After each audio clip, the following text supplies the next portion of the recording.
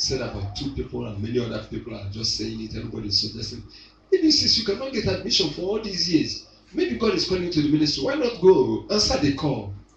He told me, I told him, I said, no, God does not call that way. God does not call through frustration. God will not even frustrate you sometimes. God will speak to you. And I asked him, has God spoken to you that he wants you to answer the call or to come and serve him clearly? He said no. I said, okay, have you had any revelation that you are to serve God? He said yes. I said, now has God spoken to you that this is the time for you to leave everything and come and go for Bible training? He said no. I said, man, all those people that are telling you, who is sending them? Because if God is sending people to you, you must have an understanding about what they are telling you. Or even if you've not had it and they speak to you, after speaking to you, God himself will speak to you. Has God spoken to you? He said no. And I explained some things to him. They almost discouraged him because he's been writing jam for years and he has never been able to get admission. He will pass, not that he wasn't passing. Somebody writing and failing is a different thing. But he will write, he will get the cutoff mark, but the admission will not come. One thing or the other, the name will not appear. For some years. You see some people today, they go into business and then 1 year, 2 years, the business collapse. They get money again, the business collapse. And they say, because your business is not working and you are a zealous believer, God is calling you to the ministry. If you're a failure, how are you going to be a success? Let me tell you, the problem is that because some people are in big ministries, they don't discover their own condition.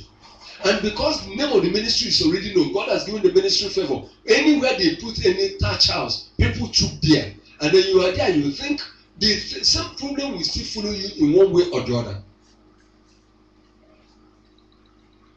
And I want to thank God that because the brother understood the counsel, I said, don't worry. Job called them miserable counselors. They counsel you after the understanding of their own hearts, not according to the revelation of the Lord. When the Lord asked me to resign, somebody came. This was a man that didn't even understand the Bible much. While he was working with us in the same office at Lagos, at the headquarters, we were correcting him about some of the things he was saying wrongly about the Bible. He was believing wrongly about the Bible or teaching. And suddenly, we didn't know, he resigned and went back to his place, Edo State, started a ministry. He started the ministry and things were rough. 1 year, 2 years, 3 years, 4 years, the things were not moving, and then he packed up. Now, when he met me in 1995, he now came and went for training in a particular ministry so that they can employ him as a minister. And when they told him, because they were looking for anybody that would be able to convince me not to resign. So anybody that says he knows me, they'll send the person to come and speak to me. And then when he came, immediately he started talking, the Holy Spirit reminded me when we were teaching him Bible and he was not believing. Now he asked me who sent him, who told him to go and open ministry. He was using his experience to tell me so that I don't resign now. I smiled. So you see, people will counsel you. There are very few people who have the mind of Christ who counsel you not from their own experience, but from what God wants you to be and know. Amen. So discouragement is a sign of a feeling. It comes with a sign of hopelessness. Imagine how the children of Israel felt when the 10 spies said it's not possible to go in and possess this land. You can't fight these people. They are so big and we are like grasshoppers. Imagine that. What courage will remain in you? What hope will remain in you? It is that feeling. When you begin to have a feeling that you can't handle this matter, when you begin to have the feeling that this thing is above you, when you begin to, this one is too much, we can't go forward, that lion is there, then discouragement is what is working to stop you from moving forward. Hallelujah. Amen. When you feel hopeless, tell yourself that you have hope in Christ. Amen. Whenever you feel hopeless about it, about a situation, tell the Lord that you are serving the God of knowledge, the God of hope. The Bible says the God of hope will give us hope. Hallelujah. Amen. Number 4, it is a weapon of the devil that makes you lose hope before achieving your success. Discouragement will come. Do you know one thing I was talking about discouragement? Discouragement comes at the point you are about achieving your success. Remember the testimony I gave last week? The demonic woman that was weeping but at the same time mocking me. When the book was about entering into my hands, that was when the demon came with her discouragement to make me feel that there is no hope. The book cannot arrive, and then what am I going to answer to the leader who gave me the book and warned me not to give to another person?